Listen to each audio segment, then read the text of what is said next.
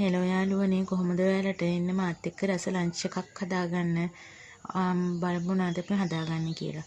මම මේ කහබත් එකක් හදාගත්තා. මේකට බටර් ටිකක් දාලා රම්පි කොලයක් දාලා පොල් තේ චුට්ටකුත් දාලා ලුණු ටිකකුත් දාලා තමයි මේක හදාගත්තේ. ඊට පස්සේ අපි හදාගමු පරිප්පු එකක්. මම ඒකට සුදු ලුණු, වී ලුණු, අවමිරිස්, කරපිංචා, කහ ලුණු 3-5 මිරිස් කුඩු ටිකක් දාලා ඒක තියනවා. ඊට පස්සේ අපි අර ටිකක් තෙල් දාගමු. ඒකට අලයි, කෑලි මිනිසුයි, ලුණුයි, බී ලුණුයි, රම්පේ කරපිංචා, අවමිරිස්, කරාමු නැටි එන සාල් ටිකක්. ඊට පස්සේ අද මම මේ හදනවා බලමාලු ඇඹුල් තියල් එකක්. ඒකට මම අරන් තිනවා ගම්මිරිස් ටිකක් වැඩිපුර ගන්න. මේ ගොරක පේස්ට් එක අරන් තියෙන්නේ. මම මේකට මිරිස් කුඩු ටිකකුත් එකතු කර ගන්නවා. ඒ වගේම ලුණු. ඊට පස්සේ කරදමගු කරාමු ටිකක්. අපි බලමු කොහොමද මේ ටික හදාගන්නේ කියලා. අපේ පරිප්පු එකට වතුර ටිකක් දාලා ලිපේ තියාගන්නවා තැම්බෙනකම්. ඊට පස්සේ අපි මේ අපේ මාළු එක හදාගන්නේ කොහොමද කියලා බලමු. අපි මුලින්ම මේ ටිකට වතුර ටිකක් දාලා පේස්ට් එකක් වගේ වෙනකම් අනාගමු. ගොඩාක් වතුර දාලා දිය කරගන්න එපා. ටිකක් උක්කු පේස්ට් එකක් තමයි අපි හදාගන්න ඕනේ. මේ වගේ පේස්ට් එක හදාගමු. ඊට පස්සේ අපි ටිකක් ඉඩ තියෙන මැටි භාජනයක් අරගමු. මේ වගේ මැටි භාජනයක් ගන්න. ඒකට මම මේ වගේ යටට කරපිංචා අතුර ගන්නවා. ඔයගොල්ලෝ රම්පෙත් දාන්න. මං ගාව රම්පේ නැහැ අද ඉවරයි. මේ වගේ හොඳට කරපිංචා තට්ටුවක් අතුර ගන්න. මේ වගේ කරපිංචා ටික අතුර ගත්තට පස්සේ අපි අපේ මාළු ටික අපි හදාගත්ත පේස්ට් එකේ දවටගෙන හට්ටියෙන් තියාගමු.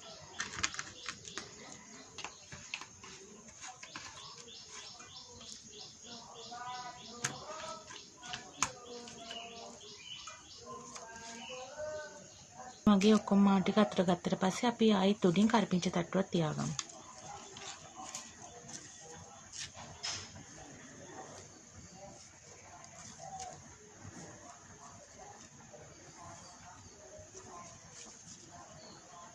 මේකට අපි අර හදාගත්ත පේස්ට් එක දාපු වාජනයේටම වතුර පොඩ්ඩක් දාලා මේකට වතුර ටිකකුත් එකතු කරගන්නවා. දැන් මේක අපි ලිපේ අඩු ගින්දරේ තියාගමු. පරිප්පු එක මේ වගේ හිඳියගෙන යනකොට අපි ඒකට මිටි පොල් තෙල් ටිකක් දාගමු.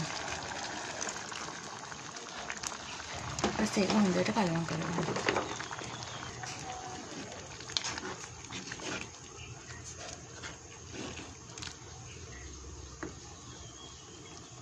අපේ පරිප්පු ගණන් හැදිලා ඉවරයි. අපි බලමු දැන් මාළු එකේ තත්ත්ව කොහොමද කියලා. දැන් අර ටික තෙල් දාගමු. මේ වගේ හට්ටියක් ලිපේ තියලා ඒකට තෙල් ටිකක් දාලා රත් වෙන්න තියන්න. තෙල් ටික රත් වීගෙන එනකොට මම මේකට කරාමු නැටි එන සාල් ටික දාගන්නවා. ඊට පස්සේ ඒකටම ආවමිරිස් ටික දාගන්නවා.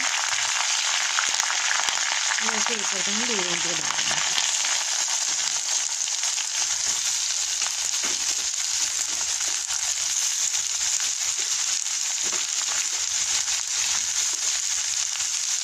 මේක හොඳට කලවම් කරගන්න බැදෙනක.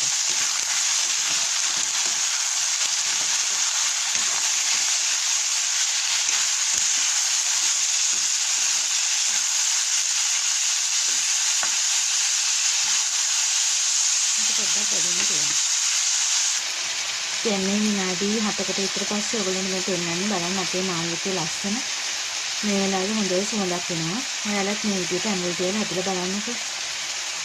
දැන් අපි මේකට කෑලි මිනිස්සුයි ලුණු එකතු කරගමු.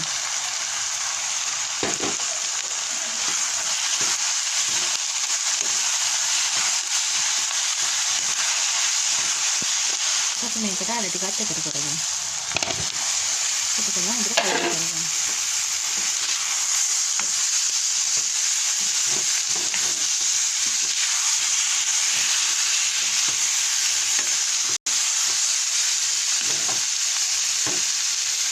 පොඩ්ඩක් අඩු කරලා ටිකක් වෙලා ලිපේ තියාගන්න. ඉතින් යාළුවනේ මේක තමයි අද අපේ ගෙදර ලන්ච් එක. බලන්න කොහොමද තියෙන්නේ කියලා. මේ අපේ මාළු ඇඹුල් තියල් එක, මේ පරිප්පු එක, මේ අල තෙල් දාගත්තා. මේ අපේ කහබත් එක, තනියට පපඩංගුත් බෙදගත්තා. ඔයාලත් මේ විදිහට රසමනස ලන්ච් මෙනු එකක් හදලා බලන්න.